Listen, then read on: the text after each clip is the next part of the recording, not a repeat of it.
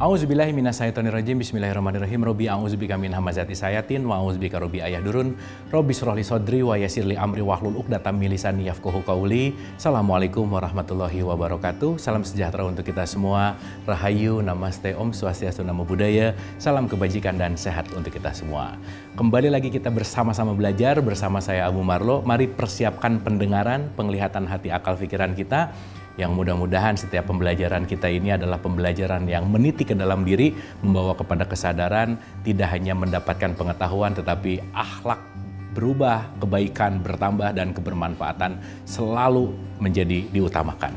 Oleh karena itu, sebelum kita mulai, seperti biasa, mari kita hadirkan diri kita utuh di sini saat ini, supaya pikiran kita tidak terlalu sibuk, supaya pikiran kita benar-benar rileks dan tenang, karena hanya dalam pikiran rileks dan tenanglah kita bisa belajar lebih fokus. Oleh karena itu, mari kita menghening sejenak.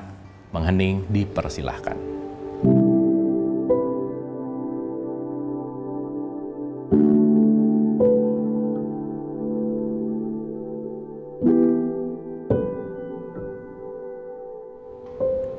Selesai, terima kasih.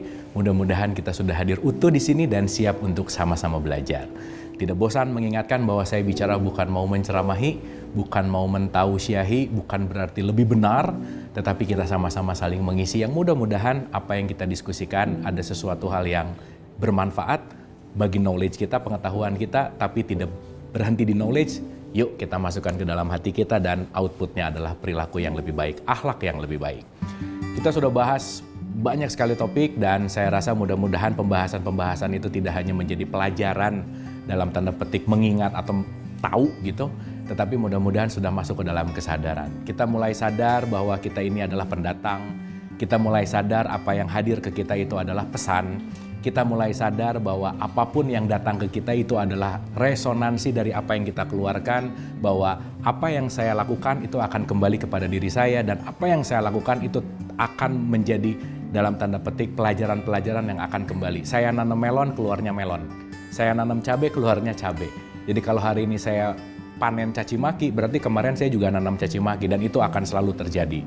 Begitu itu kita sadari, kita mengerti, maka kita akan lebih mudah dalam menjalani kehidupan dan tidak banyak memusuhi kenyataan atau realitas. Oleh karena itu, innalillahi wa inna ilaihi raji'un selalu menjadi fundamental kita, kesadaran kita datang dari Allah, akan kembali ke Dia.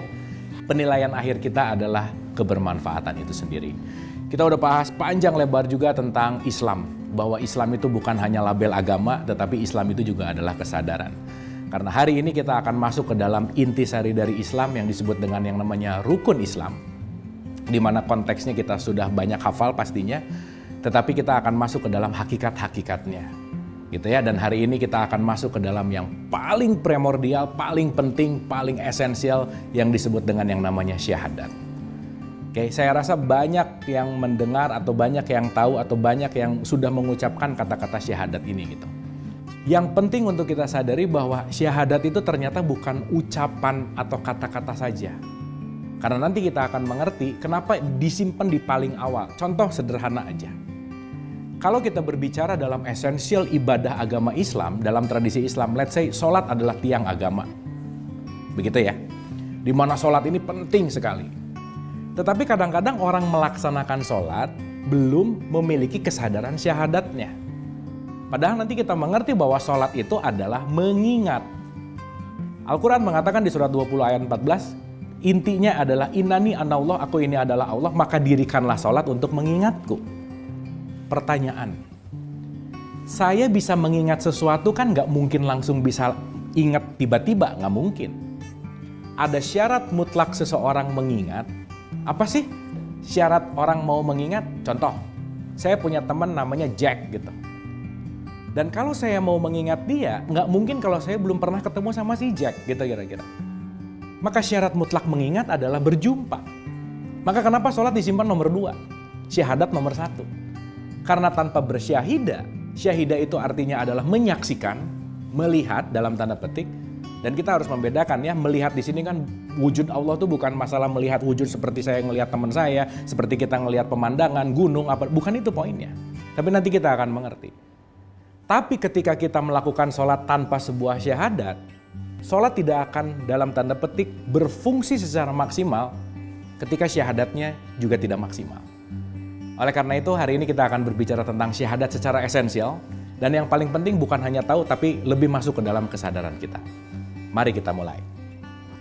Berbicara masalah syahadat gitu ya. Syahadat itu dari kata syahida. Syahida itu sebetulnya artinya adalah menyaksikan. Oke, kalau ada pertanyaan gini, ini khususnya kalau dalam tradisi Islam gitu ya, untuk teman-teman yang Islam misalkan, kalau ada pertanyaan sederhana aja, kapan sih pertama kali syahadat? Mindsetnya langsung kapan mengucapkan 2 kalimat syahadat. Apalagi kalau saya misalkan, saya terlahir dari keluarga Islam, saya langsung Islam. Mungkin saya nggak syahadat dulu, udah langsung Islam. Karena ya bawa agama turunan gitu ya kira-kira. Orang tua saya mewariskan agama itu. Tanpa saya waktu itu ditanya dulu mau milih agama apa, kan enggak gitu. Tetapi ada poin penting di dalam konteks yang namanya syahadat. Kita semua tahu syahadat itu kalimatnya asyhadu alla ilaha illallah wa asyhadu anna muhammadar rasulullah. That's it. Dan begitu mendawamkan, balik lagi, kalau di kelas tipe A yang kita bahas waktu awal-awal, itu hanya membunyikan tapi nggak ngerti isinya. Ya it's okay juga. Tapi masa sih kita mau sekarang membunyikan diulang-ulang tanpa memahami esensinya, gitu intinya. Pembelajaran masih akan kita lanjutkan, tetaplah bersama saya.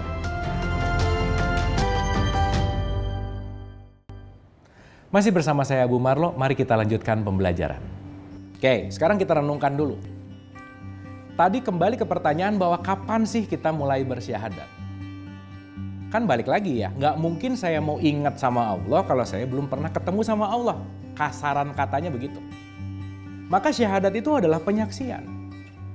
Disadari atau tidak, diketahui atau tidak, Quran memberikan informasi yang amat sangat penting dari primordial kita hadir ke semesta raya ini.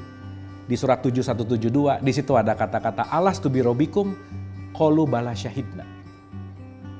Ini kalau saya teatrikalkan gitu ya. Ini saya mudahkan pakai analogi teatrikal aja supaya ini bisa dimudahkan dan digambarkan. Sekali lagi, ini hanya perumpamaan untuk memudahkan menjelaskan. Sejatinya kita semua itu pernah hadap-hadapan langsung sama Allah gitu kira-kira. Ya untuk mudahnya begitu. Kapan? Di rahim ibu kita. Ketika kita ditiupkan ruh, di situ ada perjanjian suci di mana kita ditanya siapa Tuhan kamu dan kita semua menjawab Engkau ya Allah, Engkau adalah Tuhan kami. Dan di situ kita membuat perjanjian suci yang kita bawa sampai detik ini. Maka disadari atau tidak, kita terlahir ini ada MOU antara kita dengan Allah, ada perjanjian kita dengan Allah.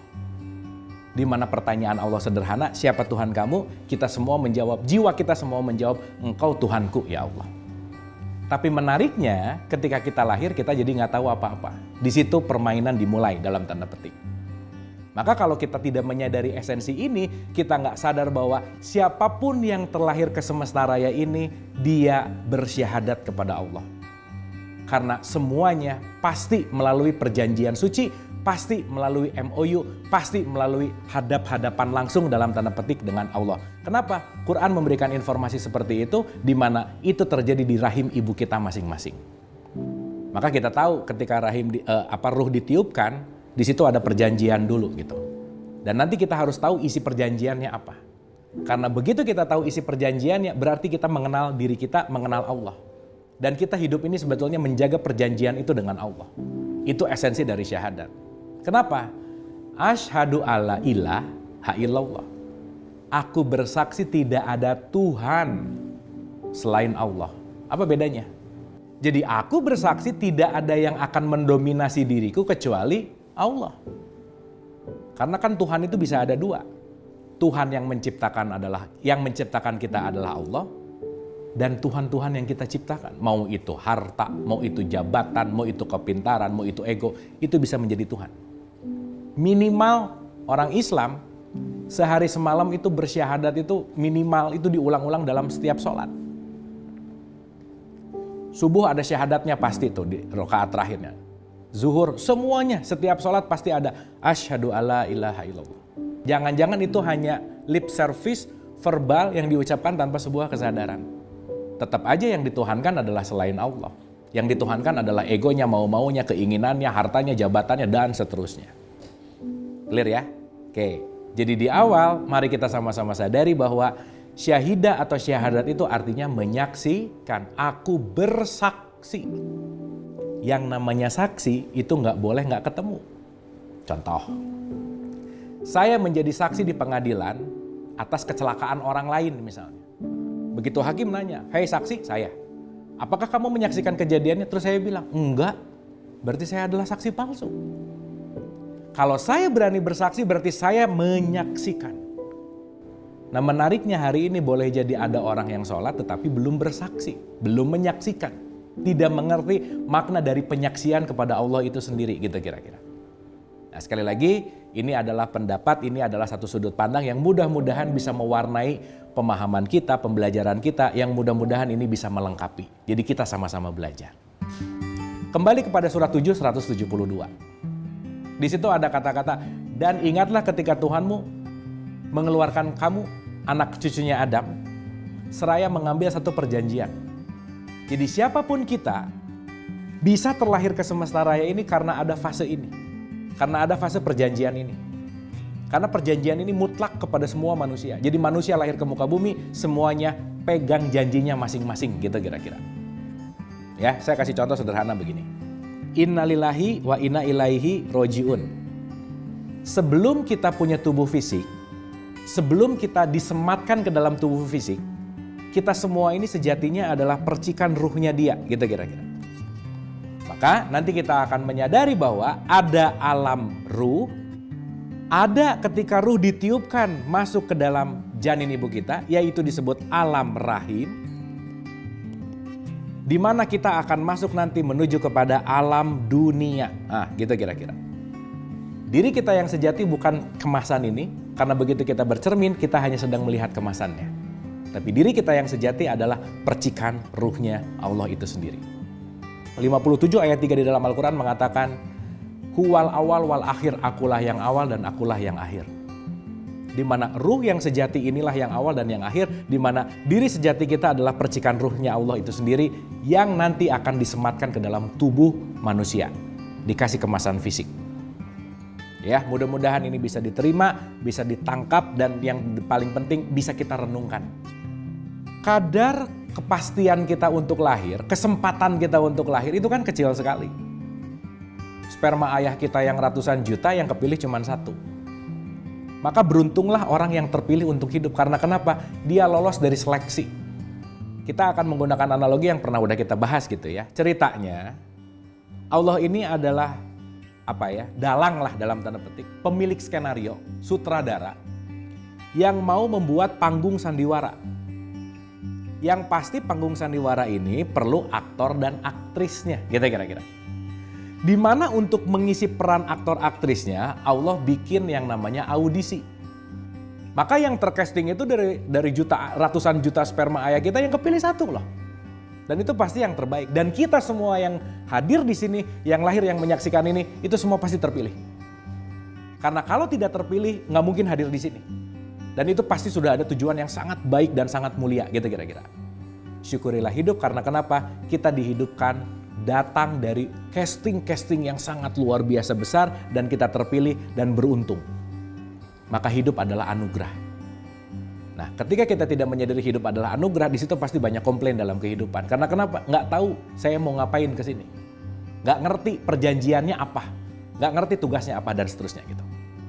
So, ketika casting ini udah terpilih, maka ruh akan ditiupkan ke rahim ibu kita.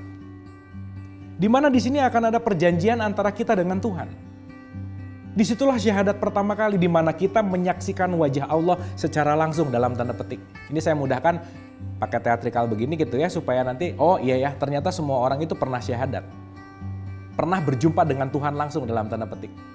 Meskipun itu nanti tidak pada memori pikiran, tetapi pada kesadaran ruhaniah sebetulnya. Maka setiap yang terlahir pasti melalui perjanjian suci ini. Karena Allah tahu kita ini mau diberikan peran apa. Allah tuh nanya, siapa yang akan menjadi Tuhanmu nanti ketika nanti kamu hidup? Engkau ya Allah. Jadi mungkin kita pernah dengar kata-kata musyrik gitu ya, musyrik. Musyrik itu mempersekutukan Tuhan, menduakan Tuhan. Dan di satu ayat dikatakan bahwa Allah tuh gak suka banget sama orang musyrik. Dan kalau saya tanya lebih lanjut, kadang-kadang jawabannya ya cuma sederhana. Kenapa? Karena menduakan Tuhan. Iya. Saya tanya, emang kalau Tuhan diduakan, emang Tuhan jadi kecil? Kan enggak. Emang kalau Tuhan diduakan, untuk Tuhan jadi rugi? Kan enggak. Ternyata, kenapa Allah gak suka sama orang yang musyrik dalam tanda petik? Bukan karena diduain, bukan. Karena intinya adalah kita semua terlahir dengan perjanjian hanya mau menyembah kepada Allah. Jadi orang yang musyrik sebetulnya adalah orang yang melanggar perjanjiannya sendiri kepada Allah. Jadi setiap kita semua punya perjanjian untuk tidak mempersekutukan Allah. Poin intinya, setiap yang lahir di situ ada syahadat. Semua bersaksi kepada Allah. Begitu kita siap untuk dikirim ke dunia, dikirim ke panggung sandiwara, Allah tuh bikin dulu perjanjian. Jadi kalau habis casting kan ada kontrak dulu dong. Kontrak kerja lah gitu.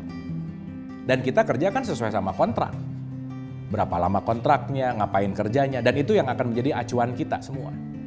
Dan setiap kita punya individual kontrak yang beda-beda semuanya. Karena kenapa? Casting kita beda-beda, kurikulum kita beda-beda, pemeranan kita beda-beda. Maka mudah-mudahan dengan menyadari ini, kita akan lebih menyadari kontrak kita tuh gimana, peran kita tuh gimana. Di situ kita menyadari bahwa kita dalam konteks bersyahadat, bersaksi, menyaksikan Allah tuh bukan menyaksikan fisik atau wujud atau apapun, enggak. Karena kenapa? Nanti kita akan mengerti bahwa kemana saja kamu menghadap, di situ adalah wajahnya Allah. Wajahnya kemanapun kita melihat hanya mau mengingatkan terhadap perjanjian ini. Pembelajaran masih akan kita lanjutkan, tetaplah bersama saya.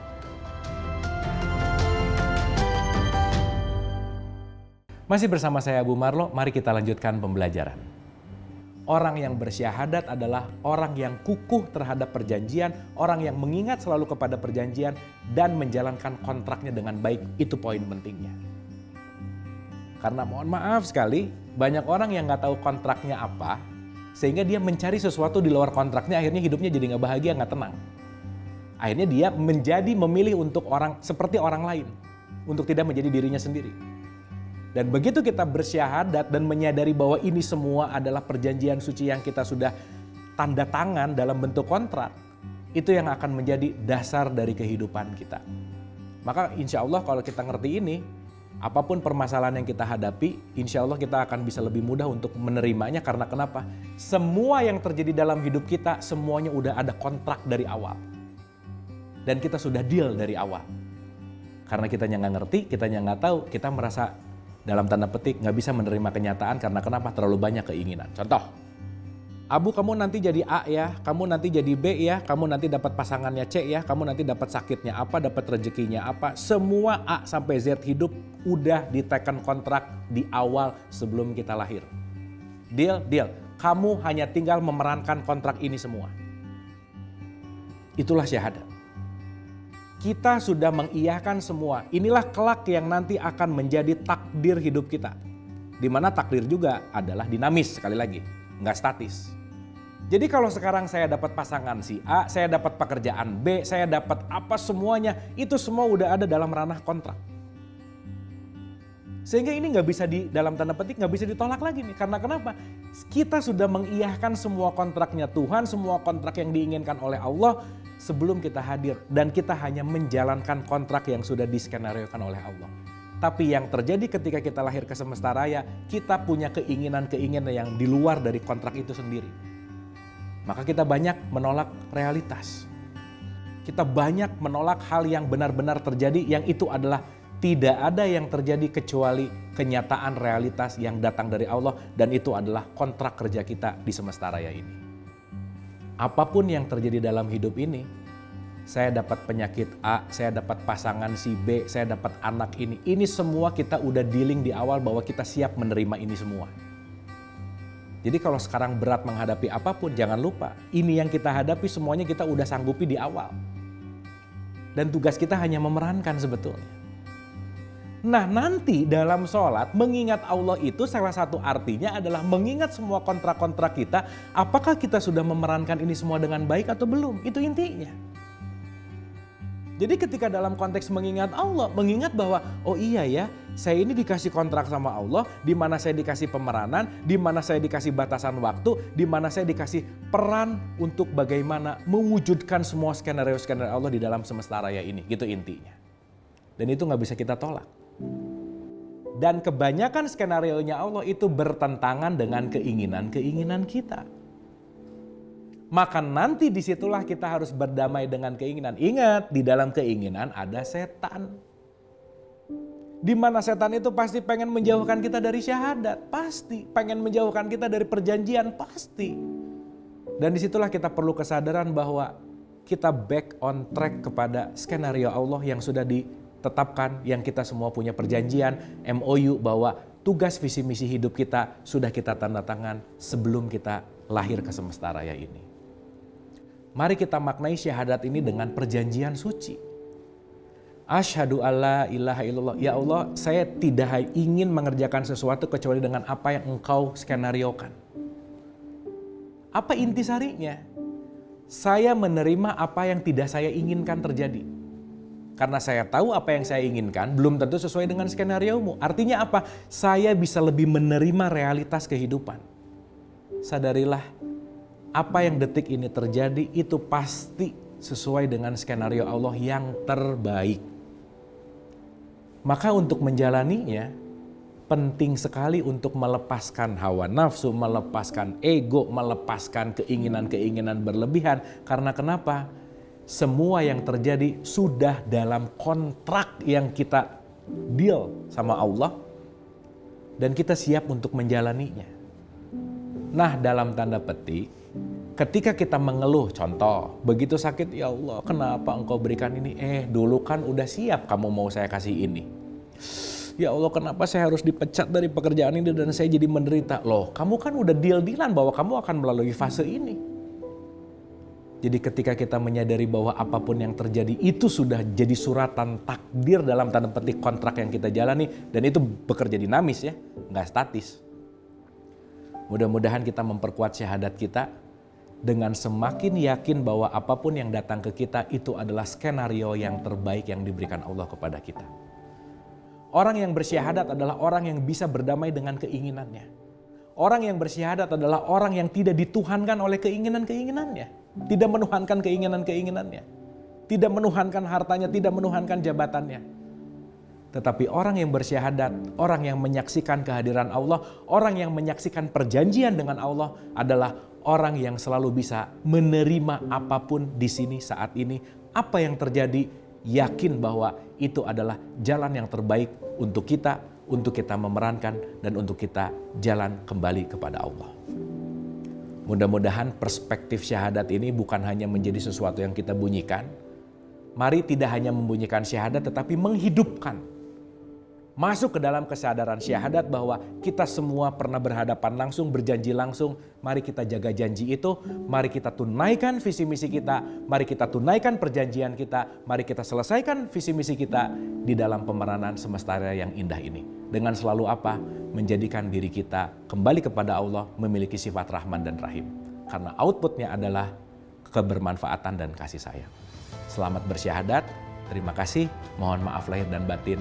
Wabillahi taufiq wal hidayah. Assalamualaikum warahmatullahi wabarakatuh.